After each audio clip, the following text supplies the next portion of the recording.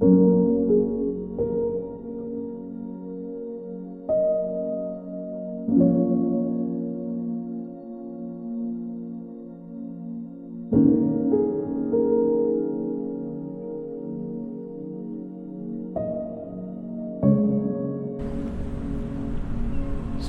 bertemu lagi dalam acara Nalar Teologi melalui Jemaat Gemim Sentrum Manado. Kali ini kita mengikuti penanggalan gereja bahwa kita sudah berada di peringatan Hari Raya Ketuanan Roh Kudus. Dan karena itu juga pada kesempatan ini saya mengambil topik yang saya kutip dari pengakuan gereja sepanjang abad, gereja Kristen sepanjang abad, dari pengakuan iman Nisea Konstantinopel, dan juga tentunya sebelumnya pengakuan iman Rasuli yang berbunyi, aku percaya kepada Roh Kudus.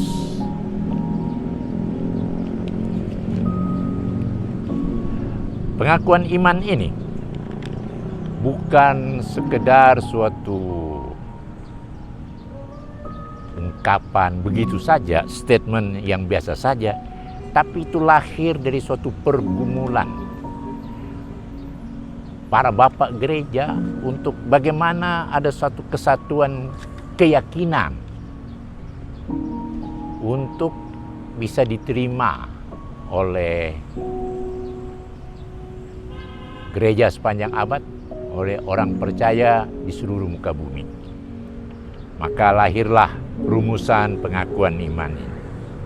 Jadi pengakuan iman rasuli judulnya yang memang ada di Alkitab, tetapi apa yang disampaikan dalam rumusan pengakuan iman itu berasal tertulis dari catatan-catatan Alkitab. Dan kita mulai saja dengan topik yang sudah disiapkan. Sesungguhnya ketika kita bicara Roh Kudus, maka ini bukan sesuatu yang gampang, sesuatu yang mudah, sesuatu yang bisa cepat dimengerti. Tidak, saya sendiri bergumul sampai sekarang untuk manakah yang baik dari suatu pemahaman tentang Roh Kudus. Baiklah, kita coba melihat, karena baru bicara roh, itu sesuatu yang tidak bisa kita lihat dengan mata. Bahkan dalam rumusan-rumusan akal, terlalu sulit kita mau membayang-bayangkannya. Tetapi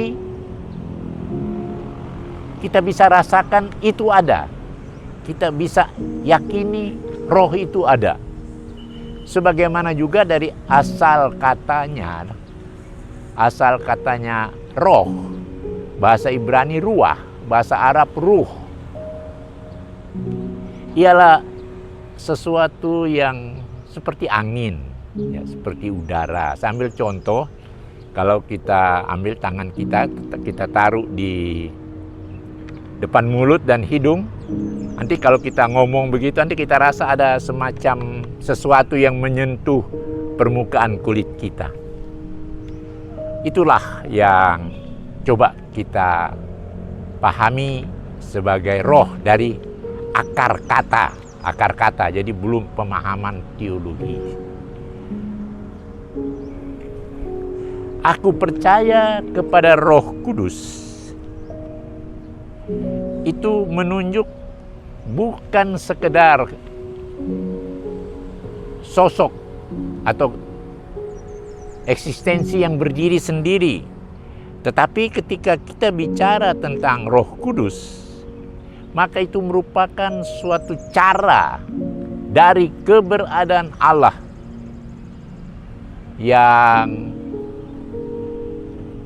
dinampakkan kepada manusia, kepada orang percaya. Bahwa juga ketika kita bicara Roh Kudus, ya tidak berbicara sendiri, tapi juga berbicara dalam kaitan dengan Allah Bapa dan juga dalam kaitan dengan Yesus Kristus. Oleh sebab itu dalam penanggalan gereja nanti kita melihat bahwa ya sejak hari Minggu yang lewat sampai nanti menjelang minggu-minggu Advent itu dipahami sebagai minggu-minggu Trinitas, minggu-minggu Trinity. Artinya bahwa dengan hadirnya, dengan dituangkannya Roh Kudus pada hari Pentakosta, maka sempurnalah keberadaan Allah, eksistensi ilahi yang kita percaya, yang kemudian dalam rumusan keyakinan itu dipahami sebagai Tritunggal, Trinitas. Kita memfokus saja pada topik tentang aku percaya kepada Roh Kudus. Yang menarik ketika kita membuka ayat pertama dari kitab suci, yakni Kejadian 1 pasal 1 ayat 1. Jadi Kejadian 1 pasal 1 ayat 1 dikatakan Roh Allah melayang-layang di atas air. Yang bagaimana itu? Nah, ini tentu itu yang saya sudah katakan terlebih dahulu, tidak mudah untuk kita pahami. Karena itu hanya bisa diketahui dalam sentuhan iman. Bukan sentuhan ilmu, tapi sentuhan iman. Itulah yang kemudian di bagian lain Alkitab dipahami juga sebagai orang hanya bisa memahami roh kalau ada hikmat, ada hokmah bahasa Ibraninya. Baru nanti bisa, walaupun cuma sedikit. Begitulah kira-kira yang kita pahami dengan Roh Kudus. Suatu yang tidak bisa dilihat, ditangkap dengan indera kita, tapi yang dirasakan kehadirannya dalam kehidupan sehari-hari.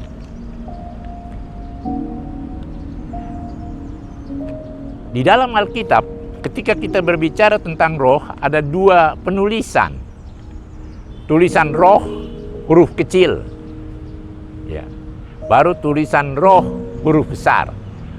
Ada yang huruf besar dimulai dengan R-nya huruf besar, tapi ada juga yang kemudian roh itu tiga-tiganya itu huruf besar. Dan itu semua nanti kita akan dapati ikuti bersama. Dan yang pakai huruf kecil itu dalam kaitan roh manusia. Bahkan Rasul Paulus sering katakan itu roh dunia. Dan kita bisa baca itu sebentar. Nah, kita ikuti saja dengan jadi topik kita, jadi Roh Kudus dengan pengertian yang huruf besar. Dalam huruf besar ada yang cuma sendiri, cuma disebut roh. Nah, itu antara lain itu dalam kitab Kejadian 1 salah satu. Banyak sekali ini tulisan tentang roh. Jadi tidak perlu saya mau katakan semua, saya hanya mengambil beberapa ayat sebagai indikator untuk kita memahami apa yang disampaikan.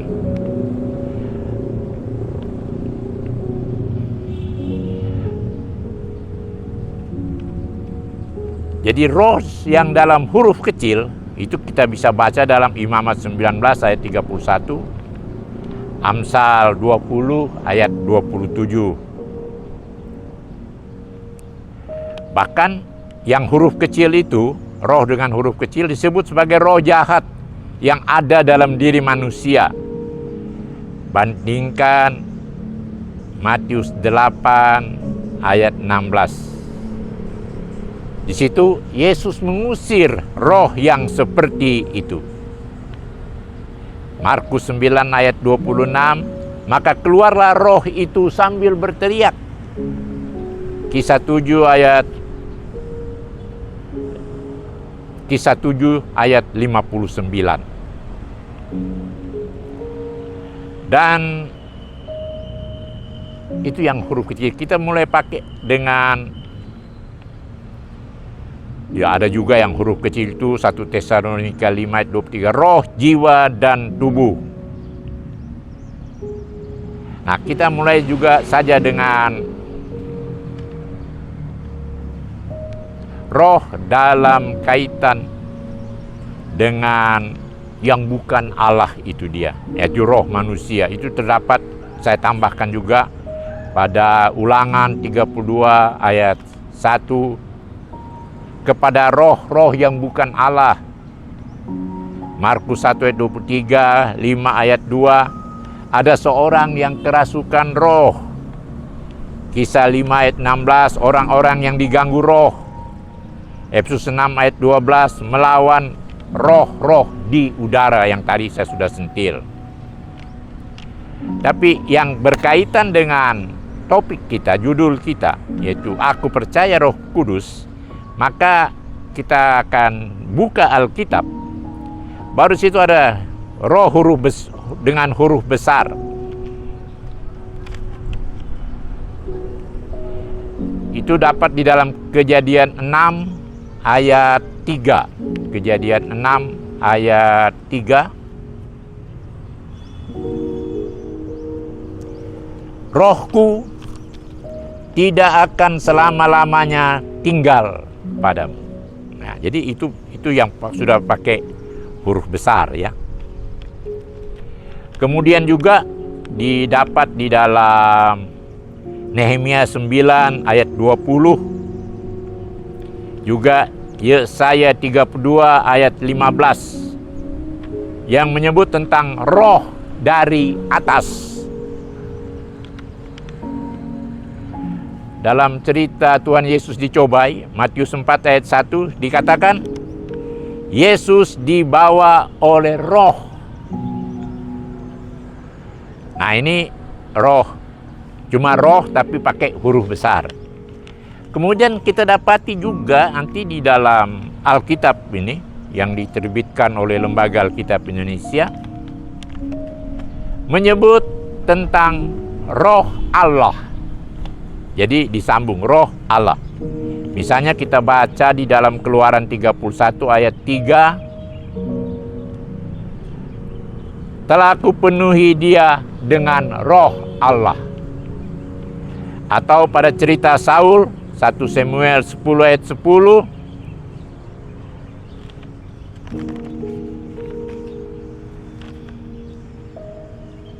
roh Allah berkuasa dan Saul turut kepenuhan.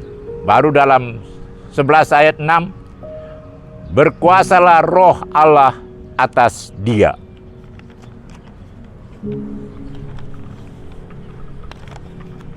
Roma 8 ayat 9 juga berbunyi, jika memang roh Allah diam di dalam kamu. Saya tidak ambil banyak-banyak, karena banyak sekali ini dia.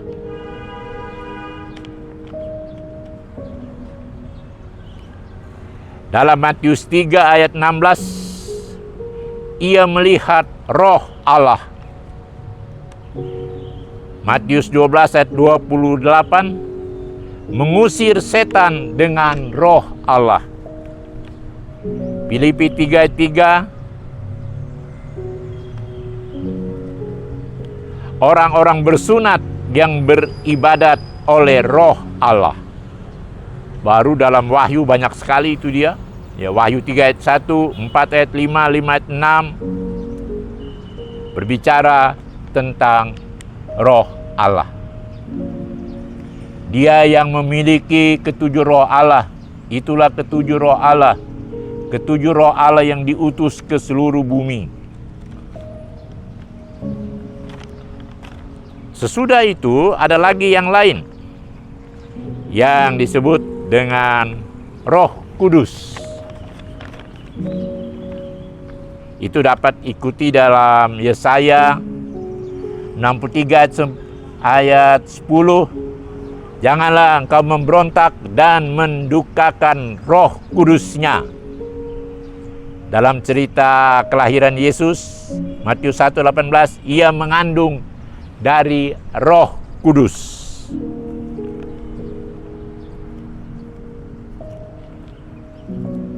Dalam 3 ayat 11, ia akan membaptis kamu dengan Roh Kudus. Masih dalam Matius. Dan memang sangat banyak. Sesudah itu, ada lagi yang mohon maaf, yang tertulis dengan Roh Tuhan. Nah, ini lain lagi. Itu dapat kita ikuti dalam Hakim-Hakim 13 ayat 25. Mulailah hatinya digerakkan oleh Roh Tuhan.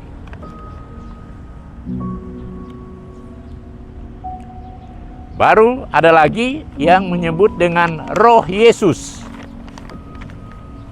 Dapat kita ikuti di dalam Kisah 16 ayat 7. Roh Yesus tidak mengizinkan mereka, atau dalam Filipi 1 ayat 19, oleh doamu dan pertolongan Roh Yesus. Dari catatan-catatan yang banyak ini, penutup pertanyaan, itu beda. Roh Yesus, Roh Allah, Roh Kudus, itu hanyalah bahasa-bahasa penulis Alkitab yang mau menunjuk kepada Allah sebagai Roh. Yang dikatakan oleh Tuhan Yesus, Allah adalah Roh. Barang siapa menyembah, hendaknya dia menyembah dalam roh dan kebenaran. Jadi bahasa penulis Alkitab, tapi semua itu menunjuk kepada satu keilahian, satu kealahan. Itulah Roh adalah Allah sendiri. Bahkan kalau kita juga melihat cerita lain, dalam cerita kebangkitan, dalam Injil Yohanes, Tuhan Yesus katakan, terimalah olehmu Roh Kudus. Ini sebelum hari Pentakosta ini. Tuhan sudah mengatakan demikian. Nah, saya dari begitu banyak ya, banyak sekali ya. Saya untung dibantu oleh satu referensi buku tentang roh. Jadi ya agak tertolong juga untuk penyampaian akan tulisan ini. Dan apa yang kita mau katakan dengan demikian? Yang pertama, dan ini kita punya nalar berteologi kita, Roh Kudus itu adalah keberadaan Allah. Bahkan Roh Kudus itu adalah Allah sendiri. Dan dalam keadaan Allah yang esa yang dikatakan itu, ia nampak sebagai yang menolong manusia. Ia nampak sebagai firman yang jadi daging melalui Yesus. Ia nampak juga dalam hidup orang-orang percaya. Nanti kita akan bisa lihat beberapa daripadanya. Dan karena itu juga kita tidak bisa memahami Allah sebagai roh. Aku percaya kepada Roh Kudus adalah dengan kemampuan daging kita, kemampuan akal budi kita. Orang tidak bisa memahami, kita tidak bisa memahami Allah yang kita percaya tanpa pertolongan rohnya. Yang itu nanti sebentar saya akan sampaikan lagi. Itulah secara singkat tentang Roh Kudus sebagai Zat Ilahi. Ini bahasa manusia sekali lagi ya. Sebagai suatu keberadaan super being yang tertinggi, yang maha kuasa, yang tak terpahami. Yang berikut, yang kedua, tadi yang pertama, jadi itu Roh Kudus sebagian dari eksistensi ilahi. Maka yang kedua, Roh Kudus itu juga ada kaitan dengan gereja. Ya, dan itu semua tentu kita tahu, kita bisa baca di dalam Kisah Para Rasul. Nah, Roh Kudus dalam kaitan dengan eksistensi gereja, keberadaan gereja, yang bagaimana ia nampak, bagaimana dia kelihatan. Jadi karena orang ada gereja, misalnya dari ada gereja aliran Pentakosta mengatakan bahwa gereja Roh Kudus, ya ada. Holy Spirit Church, wah luar biasa sekali ya. Di kampung saya di Armadidi ada itu dia. Dan kita melihat ini institusi gereja bukan dari nama, tapi dari gereja yang dalam bahasa Paulus disebut sebagai tubuh Kristus. Ya. Nah, karena dia tubuh Kristus, maka gereja yang ada tubuh Kristus, maka gereja itu adalah ada roh. Dan roh dalam gereja itu mana dan nampak bagaimana? Nampak dalam pengaturan organisasi, ya, pemanfaatan jemaat atau individu-individu yang berkarunia, nampak dalam penyampaian firman tanpa pandang bulu. Maka ia juga gereja memiliki suara kenabian, karena para nabi berbicara dalam Perjanjian Lama kepada umat, kepada pemimpin-pemimpin, karena mereka dikuasai oleh roh. Dan karena itu roh, gereja yang ada hubungan dengan atau mengaku percaya kepada Roh Kudus, ia sebagai tubuh Kristus, ia juga harus berani berbicara tentang kebenaran, tentang keadilan, tentang kasih, tapi juga tentang kebobrokan dan kepalsuan-kepalsuan yang sering menutup-nutupi atau ditutup-tutupi oleh pihak-pihak tertentu. Siapa saja, termasuk pelayannya. Roh Kudus dalam kaitan dengan gereja juga nampak di dalam sejauh mana panggilan pelayanannya, panggilan persekutuannya, panggilan kesaksiannya dikenal. Ya, minta maaf, jadi kalau ada, ya ini mungkin jadi soal kalau gereja lokal, ya itu banyak ya di Manado sini, di Sulut ini banyak gereja lokal. Ya. Nah, tidak soal, tapi biar ke gereja lokal itu juga dia bisa menampakkan. Adalah suatu kecerobohan, ya. Kalau ya kemudian kita mengatakan ya gereja yang adem-adem, yang biasa-biasa, tidak rame, tidak meriah, tidak ada roh. Nah, ini suatu catatan yang harus juga kita ya sikikan. Saya percaya gereja itu memang harus hidup oleh roh. Jadi apa saja bisa, tapi pastikan, menentukan bahwa gereja A atau gereja B, gereja C sebagai gereja yang ada roh, itu adalah putusan yang salah atau putusan yang keliru. Kemudian Roh Kudus dan manusia. Nah, jadi cari gereja secara institusi, secara denominasi, secara organisasi, sekarang secara manusia. Ya. Maka kita nanti akan melihat pertama itu dalam nyata dalam kehidupan manusia di mana itu dari segi moralitas. Nah, itu kita baca kan di Galati itu. Nah, buah-buah roh. Nah, itu moralitas itu dia. Tapi bukan hanya itu saja. Jadi Roh Kudus yang bekerja kepada manusia, ia bisa menyebabkan lahirnya suatu pertobatan.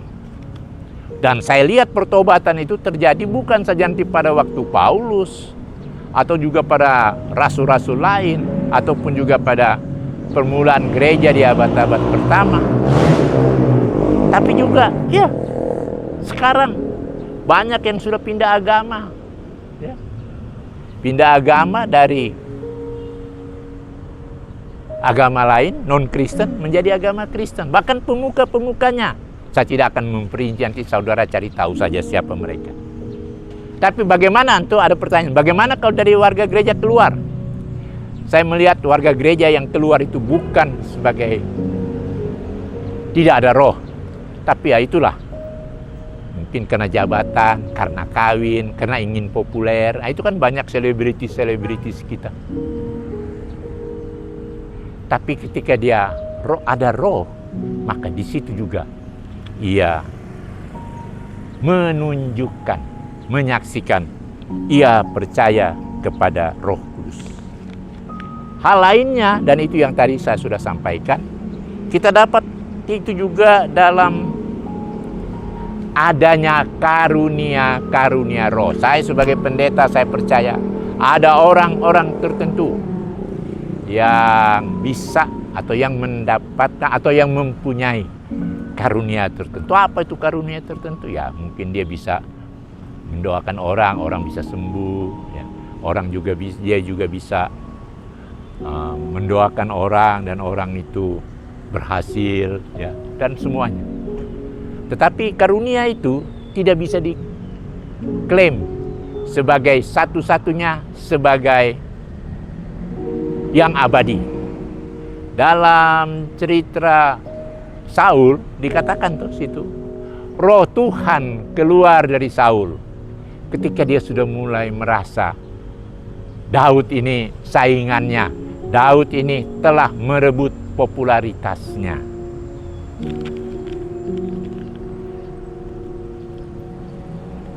Jadi ia juga ada karunia, tapi juga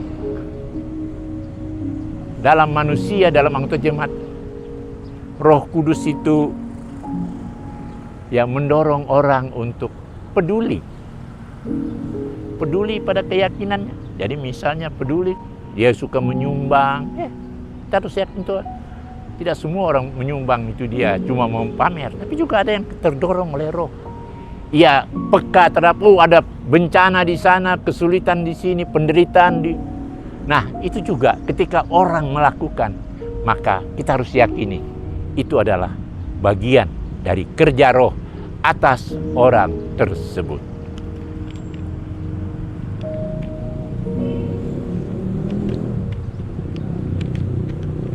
Hal lain yang tentunya kita mau katakan di sini, jadi perlu diingat, dan ini bagian lainnya, roh dan dunia. Mengapa dunia?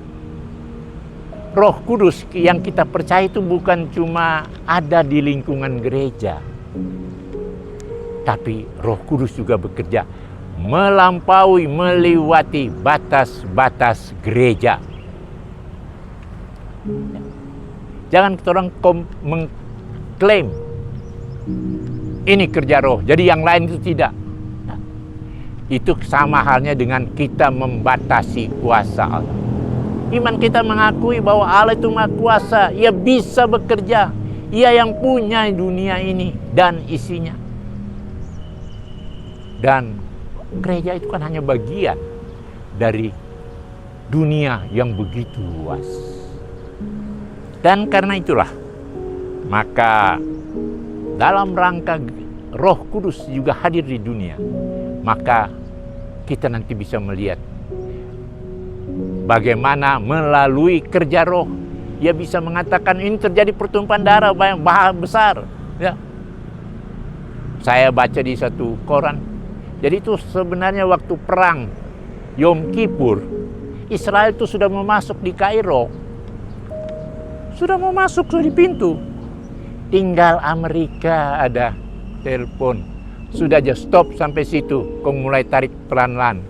Ya, ini dari mana ini kekuatan yang seperti ini? Nah,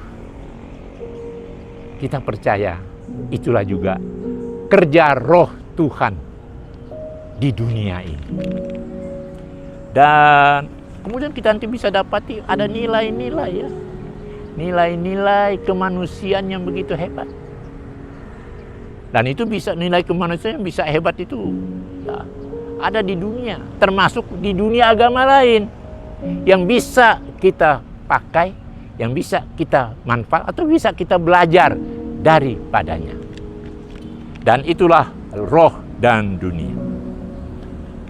Saya ada yang terliwati dalam hubungan dengan Roh Kudus dan gereja, ialah tentang denominasi. Nah, ini yang banyak kalau orang satu percaya pada Roh Kudus, kenapa denominasi gereja ini jadi begitu banyak? Dan semua gereja bilang, itu kami ini hidup dari Roh. Saya coba memahami dalam artian, ketika gereja-gereja A, B, C, D, F yang banyak itu mempunyai satu keyakinan bahwa mereka saling menopang, saling berpegangan tangan, tidak mengadu domba, tidak memfitnah dan lain sebagainya, maka roh itu berada dalam kerja Roh Kudus. Maka gereja itu berada dalam kerja Roh Kudus. Ya. Tapi kalau gereja satu salahkan lain-lain ya. Nah, dan itu memang ada catatan-catatan sejarah bagi setiap gereja yang ada. Kita juga harus melihat bahwa dalam rangka ini banyak hal-hal yang terjadi yang luar biasa. Ada mujizat ya. Dan itu bisa dilihat oleh banyak orang. Dalam cerita Kisah Para Rasul itu nampak orang kaget. Ada apa dengan Paulus? Kok dia sedikit ular dia enggak apa-apa? Ya. 3 kapal ini kok dia selamat? Ya. Itulah mujizat Allah. Kita tidak bisa mengklaim. Dan ini yang bagian terakhir. Karena manusia yang percaya kepada Roh Kudus, manusia yang hanya mengiyakan apa yang Roh perintahkan. Bukan manusia yang merancang, yang merencanakan A, B, C yang begini-begini, itu sesuai dengan kerja Roh. Saya pikir dari catatan ini jugalah kita menghayati. Aku percaya kepada Roh Kudus. Semoga catatan ini bisa menambahkan sedikit tambahan pengetahuan kita, tambahan teologi kita tentang percaya kepada Roh Kudus. Sampai kita jumpa lain waktu.